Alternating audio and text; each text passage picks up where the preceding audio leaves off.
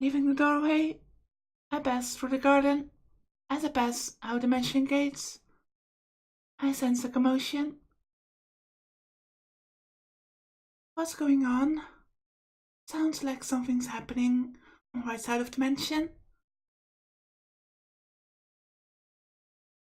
I heard that someone found bloodstains on the road east of the mansion. Bloodstains? You mean left over blood?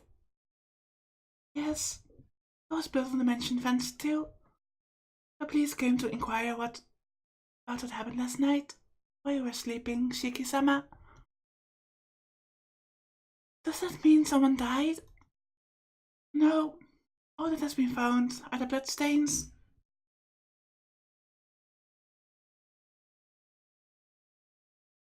The east side of the mansion. That's around where the man in the black coat was last night. Bloodstains. Traces of blood. Bloodstains. Traces of red. Come to think of it, I get the feeling I saw something red. Shiki-sama?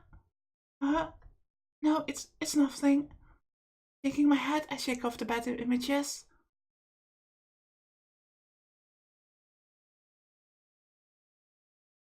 Well, I'll be going now. Thanks for seeing me off, Hisui. Goodbye. Please take care of on the way. Hisui bows deeply. I'm not sure what to take care about, but she's probably just worried about my health. Yeah, thanks.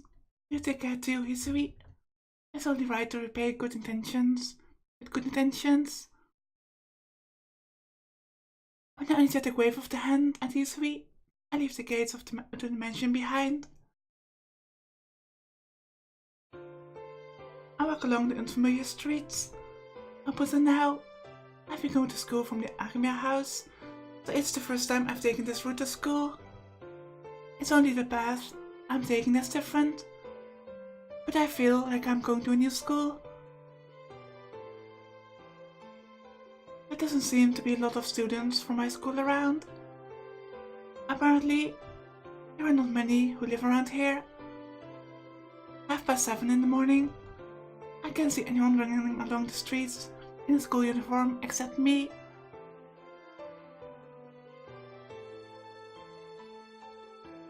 The business district is in a rush of activity. As usual, the scene is one of suited firm employees gearing themselves for the day's battle. No, it isn't quite the same as usual. For the last few days, I don't know what's wrong with me, I really can't read today. The atmosphere has been a little heavier in this town. It's probably due to the serial killings. There are less people in the streets in the evenings now too.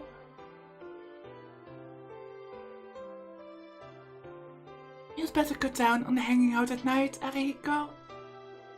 The face of my bad friend drifts into mind. He'd be the sort to carry out hanging out at night, regardless of the atmosphere in town.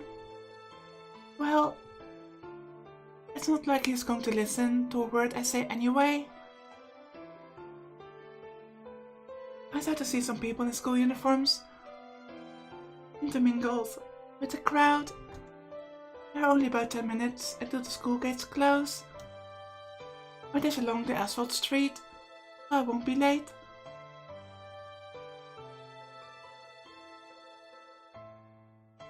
I arrive. It seems like it took 20 minutes rather than 30 from the mansion.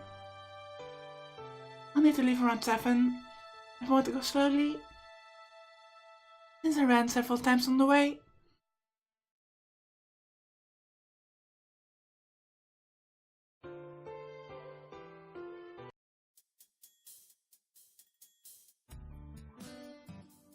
The classroom, just minutes before homeroom, is full of commotion.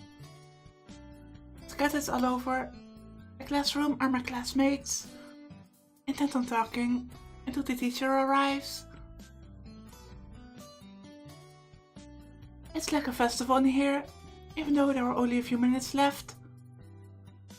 I ease my way to my seat, next to the window. Then, yo, you're late, Tono. In stark contrast to the otherwise pleasant classroom, there is someone waiting with a big grin on his face.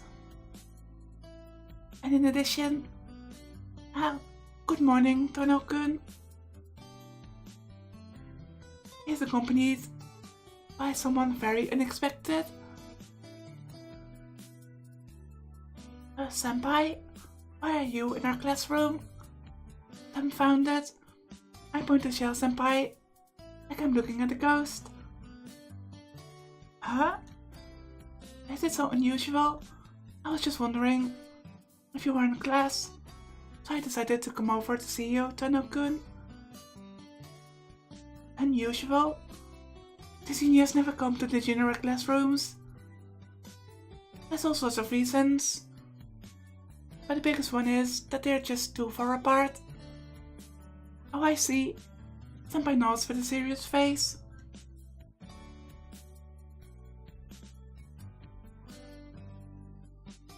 You don't have to worry about that. Despite my appearance, I'm a fast runner.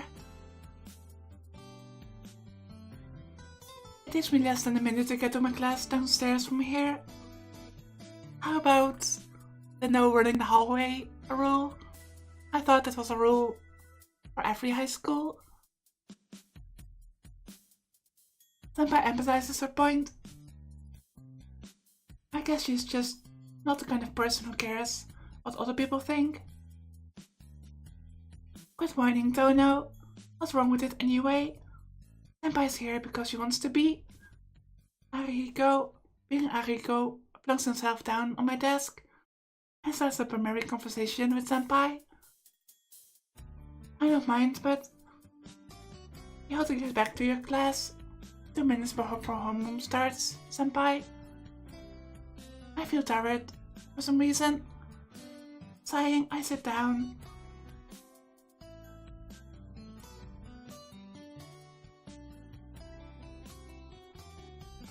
Inui-kun, it seems Tono-kun is feeling down. Yeah, he's probably feeling irritable because he's not used to his life after moving. Tono doesn't mind most things. But he's got a bad habit of throwing a fit on the face for things he doesn't understand. Really? Tono-kun doesn't look like the type to get angry. Nope, that's not true. Tono, you see, is usually very mature, but when he encounters something he doesn't understand, kaboom! Kaboom, is it? Yep, you'll change your opinion once you see him lose it, so you can't just trust him like that, Senpai. The two of them whisper to each other. Hey, listen, if you're going to talk privately, do you mind doing so in the hallway? I can hear every word you say, and you do it on my desk, so there's no real point to it.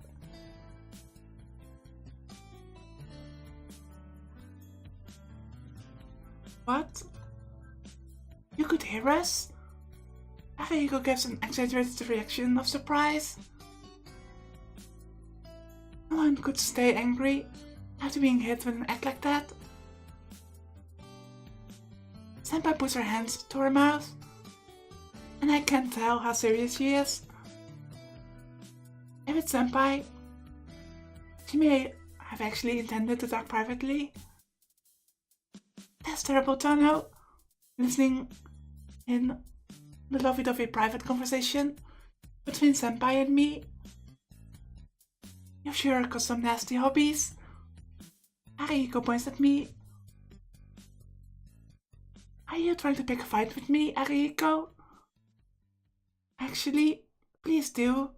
Right now, I'm more than willing. Arihiko shakes his head.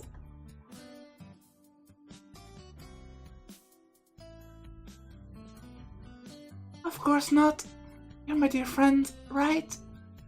I I'd exchange fists with even my parents, but I have a policy of not fighting with my friends. I'm the very model of chivalry. That's amazing. I guess chivalrous people could punch their parents in the world that's inside his head. I see. That's a pretty rotten policy. Haha. You pretended to be depressed, but deep down, you're the same Tono as always. Damn, I had nothing to worry about after all. Ari kissed me a couple of times in the back. Arihiko, why are you worried about me just then? Don't ask me trivial stuff like that, you dumbass. It's only good if I do it without you noticing. Arihiko has my back some more. We've been friends for a long time, but I still can't get a hold on this guy's personality. So, how's your new house? Pretty heavy and stressful, by the looks of it. Can't really say. I had a bad dream last night, and the people of my house gave me the cold shoulder. I see. Sounds rough. Arihiko nods with a difficult expression.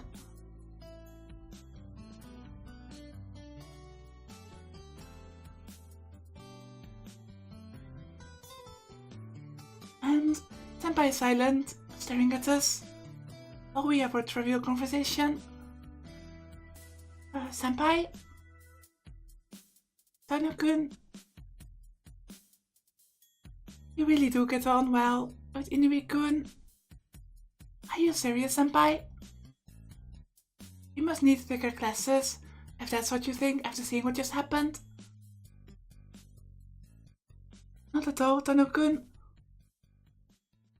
You look really relaxed when you're with Inui-kun. You're really open and trust him a lot. Senpai smiles happily for some reason. Arihiko and I exchange looks and tilt our heads.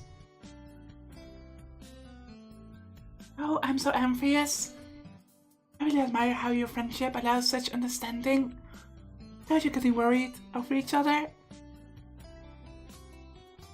Senpai is impressed. Really? Arihiko and I exchange looks and raise our eyebrows. That's right. It's just that you two don't realize it. But maybe it'll end if you do. In that case, it would be best if you two just remained as you are. Yes, truly a miraculous balance. Well, I guess you could say our relationship is a miraculous tightrope. Arihiko nods in agreement. I guess that's one point we perfectly agree on.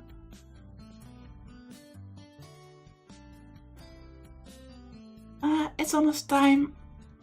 I'll be going now.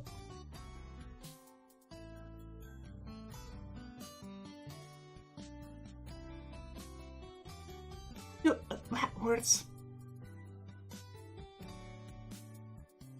Perhaps I shouldn't be trying to speak while drinking some soup. Did you watch the news this morning, Tono-kun? No, the house I moved to doesn't have a television. I can't watch the morning news. Is that so? Well, I'll just ask you straight out then. There was a big mention on today's morning news. Is that where you live? This morning's news? And as she mentions it, we said the police had come to talk. Yeah, that must be my house. I heard the police came this morning to ask us questions. Is that so? You mustn't be out playing late at night, Tono-kun. Senpai leaves quickly. I watch her silently. And... Tono? What? I'm not listening to any more of your trivial garbage. It's not trivial. It's becoming a big problem. You've become so familiar with Senpai that she even comes here to see you. Reiko stares at me gravely. Well, I don't know anything about it. I've only started talking to her recently. Maybe she just came here on a whim today. And come to think of it, aren't you pretty familiar with her too?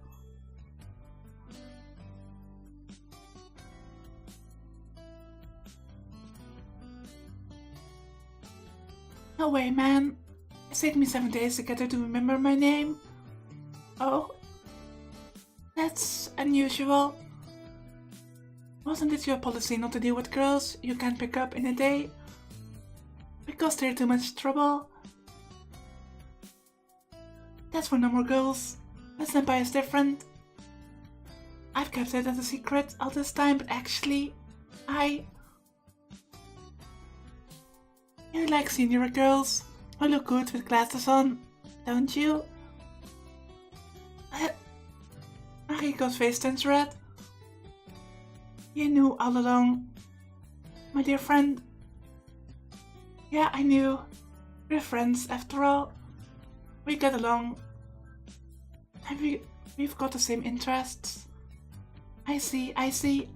You can understand how good Senpai is too, can't you? Hey, wait!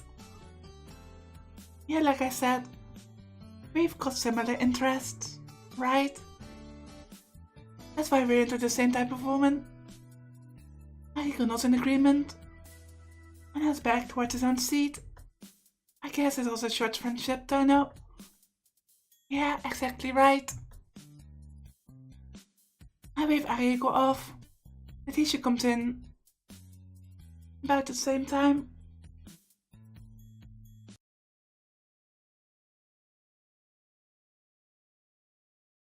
The morning lessons are over. It's lunch break, and Mariko had gone on ahead to the cafeteria. Now, where should I have my lunch?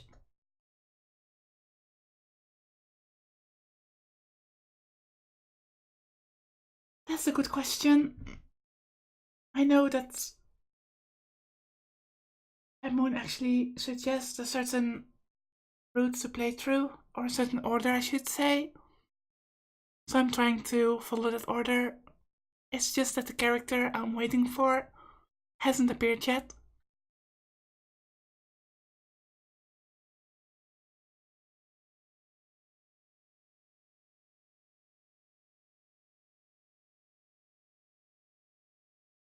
So last time we went to the cafeteria, let's just stay in the classroom this time.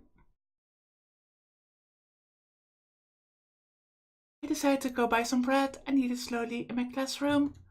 There's still a few guys that was a couple of girls in here as well. Huh? I just noticed.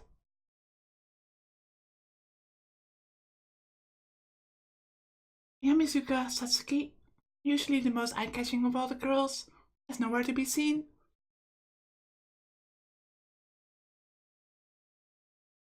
She must be absent. Or dead. There's really weird things going on here. I can't put my finger on it yet. I did have my theories about vampires last time. And werewolves maybe. I guess Yamizuka Satsuki is the one that was killed last night.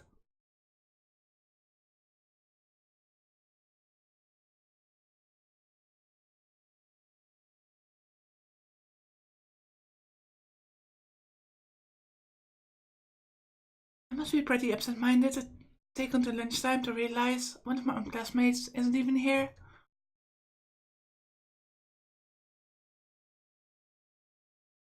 Fifth period. Feeling sleepy at the class lecture, my gaze drifts out the window, and a crow is perched on the classroom veranda. It's the same crow with the creepy eyes. Not the blue crow from last night. but just an ordinary black one, with his black eyes that grow stares inside the classroom through the glass window. Then again, if this is the doing of vampires are usually able to have familiars in the shape of small animals. So I guess that's kind of similar. It's true that it's unusual for a bird to perch there, but it's not like it's some major event. Suddenly, it comes at me. My vision gradually goes wide, as my sense of balance goes crazy. My field of vision sways.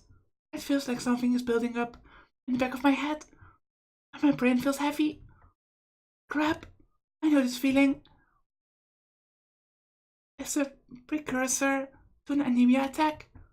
Blood that's been building up inside the blood vessels in my brain forms black clots and sloshes around inside my head, causing my vision to go black. Then that sounds really serious. If I had to describe it, I would say it feels like darkness is pushing from my brain outwards towards my eyes.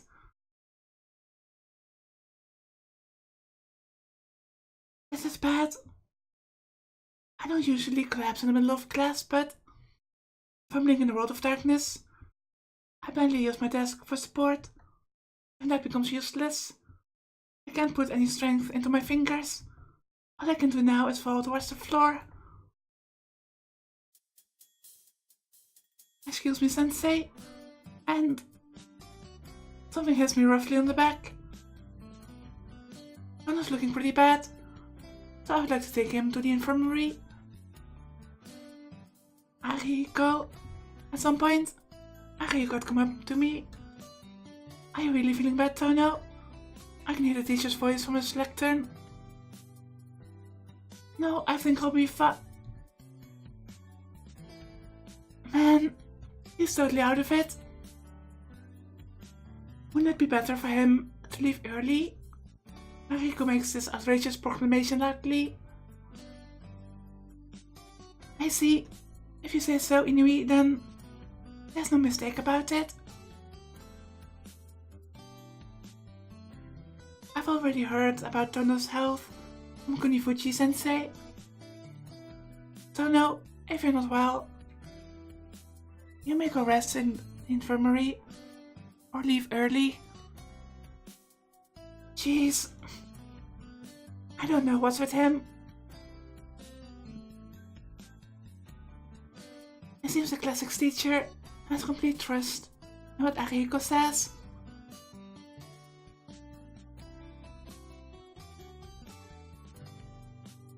Come on, you can go now. Your face is pale and all, but no one's going to know you're feeling bad until you tell them you know.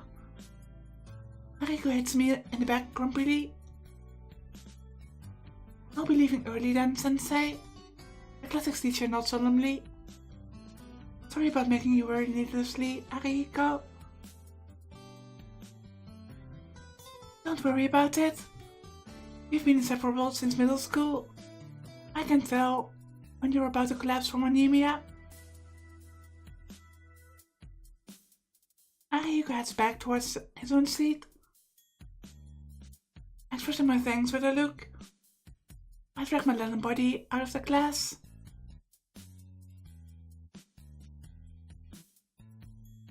I leave school. It would have been better to go lie down in the infirmary, but at this hour, it would be after school by the time I wake up.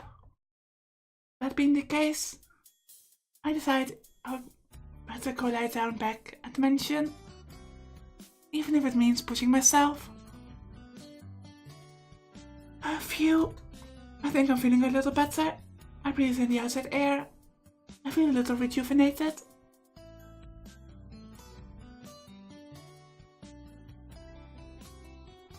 Sheesh, I'm surprised at my own body. 8 years ago, the price of recovering from that near fatal injury was becoming prone to sudden anemia. When I first left the hospital, It would happen at least once a day. Lapsing from dizziness became a routine for me. After some time, probably because my body had grown, this spontaneous dizziness and anemia became rarer. But from time to time, things still trigger dizzy fits, and I still lose consciousness. Today, I was lucky that Ariko caught me. Usually, I wander passed out on the floor. Taking a slow and deep breath, I draw fresh air into my lungs. I can feel the blood pulled around. The center of my head begins to swirl around again.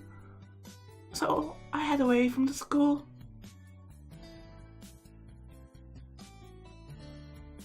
I veer onto the main street. Once I get through here and leave the residential district, it's a direct path to the Dona Mansion. Ah, crap!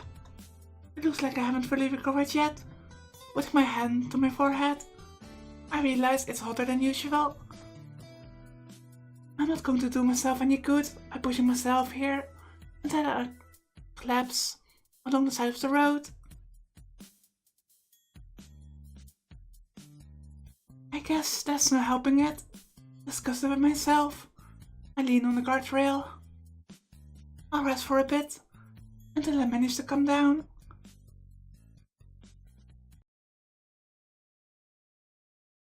I don't have much to do, so I just stare idly around the street. It's just past noon on the weekday, but the street is filled with passers-by, crowds of walking people, nameless people without personalities walk straight ahead, without even casting a glance at the people walking beside them. Even though there are so many people here together in this crowd, in the same space, you only see one thing. Everyone is their own main character, so they only live the day from that perspective. And so, without really interacting with anyone else, they each end the day by themselves. In a way, you could say it's a very lonely thing. I begin to think melancholy thoughts, perhaps a result of my fever. I guess I'll go home now. I feel calmer, and all I'm doing here is wasting my time with pointless thoughts. Getting up from the guardrail, I resume heading home to the mansion so I can rest. That is, until I see her. Casually, all I did was casually cast my gaze into the crowd, but my vision freezes. Thump, golden hair and red eyes. Her clothes are white, as if they are a symbol of herself. Thump, my pulse races. My veins and arteries spring into action. My nerves split, one after the other. My spinal cord goes berserk, as if it's about to leap out of my back. Thump, the girl walking in the ground is just beautiful. The distant dizziness comes back to me. My consciousness swims, falling. Thump. I can't breathe. My fingertips tremble. The blood isn't reaching them. My whole body feels cold, like I'm freezing to death. Thump. My heart beats in a rush, urging me to hurry up. I can stand it no longer, and inaudible words escape my mouth. I can't think. My brain tells me only one word. Thump. Just one word repeating in my brain. Her. That girl, I'm going to.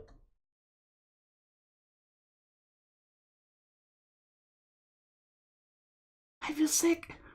I can't breathe. It hurts to breathe. For some reason, I can't remember how to breathe properly. That almost seemed like some kind of instinctual panic attack. Or wheezing. My throat is burning. My eyes are about to burst. My palms are soaked. I feel so cold. I'm drenched in sweat. I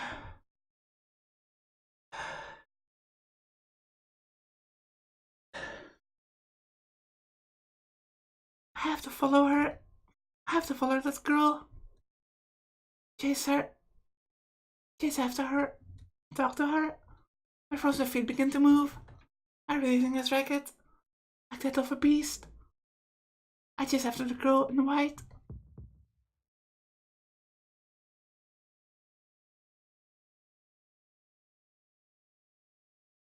The girl walks slowly. She doesn't realize I'm following her. If I run after her now, I can't talk to her. Yes, I can't. Can talk to her. Talk to her. And that's her name.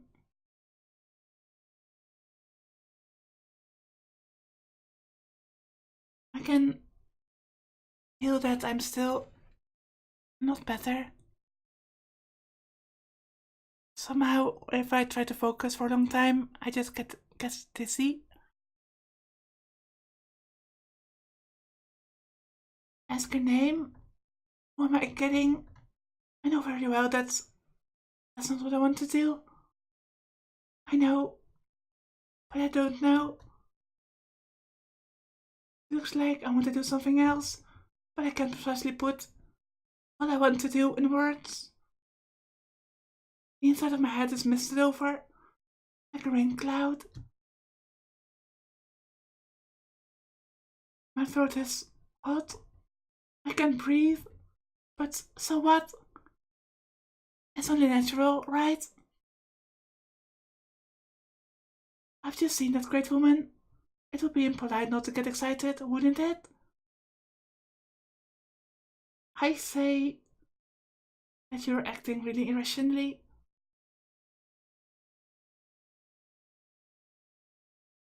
Either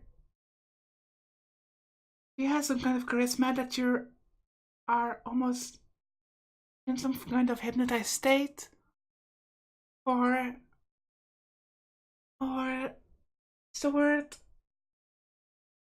You're overcome with some kind of instinct that you can't control. Stop her and ask her name. Ha! Give me a break. I'm not a kid after all. I don't fully understand it, but there's only one thing I must do. I walk with my hands in my pocket. My fingers feel steel. Oh crap. How fortunate. The tools are all here. She walks. I leave plenty of room between us, so she won't notice. So the other people around us won't suspect.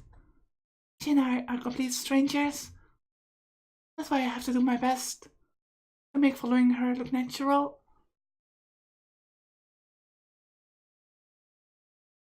She walks into an apartment building. I don't go in yet, but instead watch from outside. She takes the elevator up. The elevator stops at the 6th floor. I check the common mailbox on the 1st floor. There are 5 mailboxes for the 6th floor. I touch one of them and feel a sharp sensation. I smell it. There's no mistake. Her room is the 3rd one on the 6th floor. I enter the elevator and press 6. I'm excited. And I'm honestly very creeped out. I grip the knife in my pocket tightly. Hole in the small elevator. She's very close by. Just a little more. And I can blank her. Just thinking about it makes me feel ecstatic. My whole body feels like a sexual organ just before climax. I get off the elevator. The 6th floor corridor is empty. This is good. No, it isn't. Please stop. Quickly, quickly. I want to do it. I arrive in front of room 3. I'm about to press the doorbell when I stop. His glasses are in my way. It's like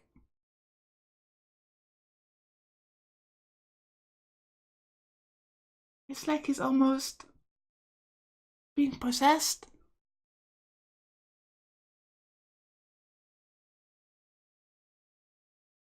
Either being possessed by someone else or being possessed by his true nature. Which kinda, I won't say confirms, but proves more evidence in my theory about the accident in the past not being an accident, but rather a ritual. These glasses are in my way. I can't do it. What I've come to do with them on. It's a promise, Shiki. You should never cut those lines thoughtlessly. Long ago, a woman once told me such a thing, but right now, neither her name nor her face comes to mind. Slowly, I remove my glasses. I can see the black lines, and not just them. And something happened to my eyes. Apart from those abominable lines, I can see points like black holes. Countless number of them. I don't know myself. What I'm trying to do. Why I'm trying to do this. What does Stoner Shiki want to do with that girl? I don't know. Still not knowing. I push the doorbell. Yes? I heard a voice behind the door, and the door opens a crack. In that instant, I slip through it. The girl says. No, she tries to say. You'll never get to finish what she tried to say, because I cut her apart before she could. In that instant, I slipped through the door. Not taking even a second. I draw the knife across the lines running throughout the girl's body. Stabbing, slashing, piercing, driving, splitting into pieces. Completely and utterly, I kill her.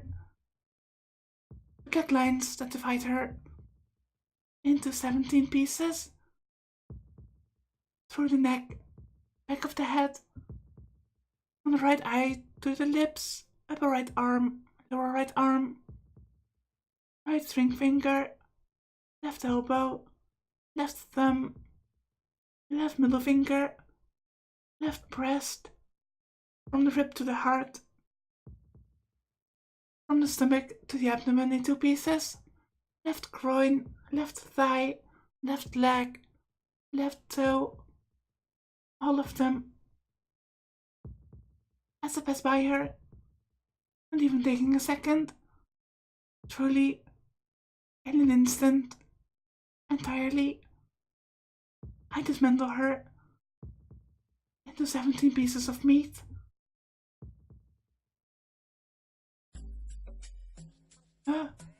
I can hear an incredibly dumb-sounding voice. It doesn't feel like the voice is coming from my own throat. Dizziness.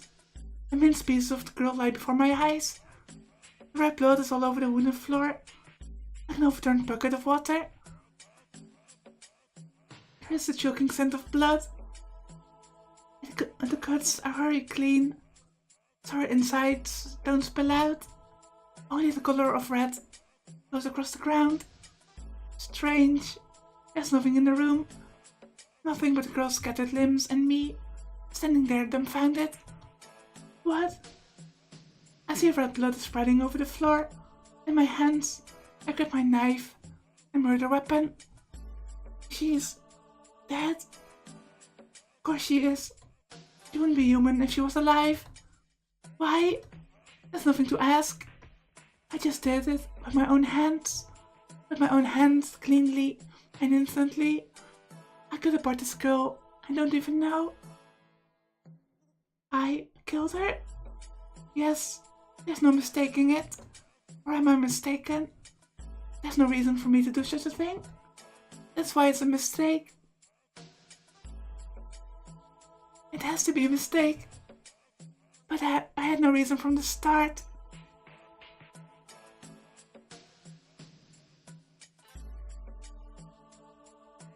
That's why it's a mistake. It has to be a mistake. Red blood flows all over the floor. Slowly, the dark red stain creeps across my feet. Ha! Surprised I lift my shoe, but I'm too late. Like cold tar. Her blood makes a thread connecting the pool on the floor and my foot.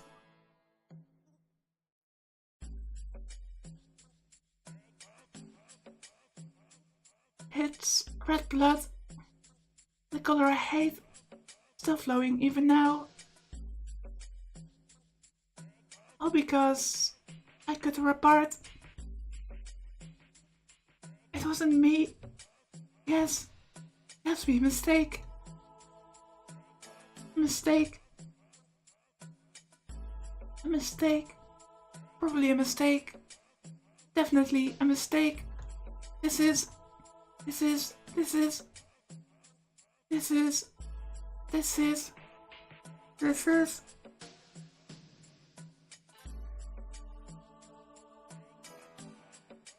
I did not expect a choice here.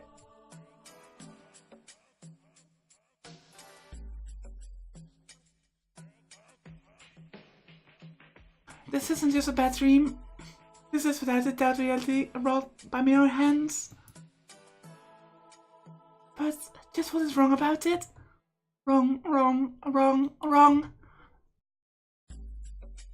I killed her. Is that fact wrong? I didn't kill her. Is that fact wrong? No. Oh, that's totally wrong. That's wrong. Wrong.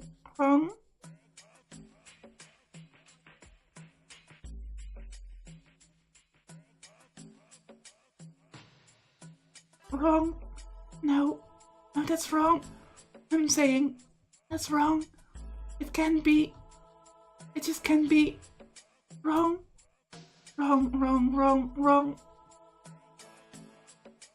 I don't know her.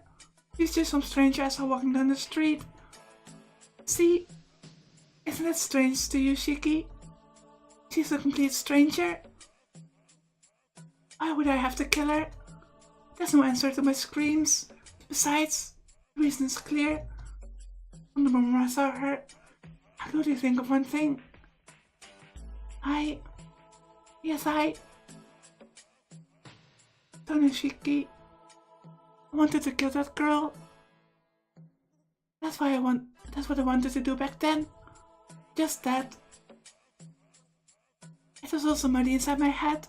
I didn't put it in words. Wrong. I feel like throwing up.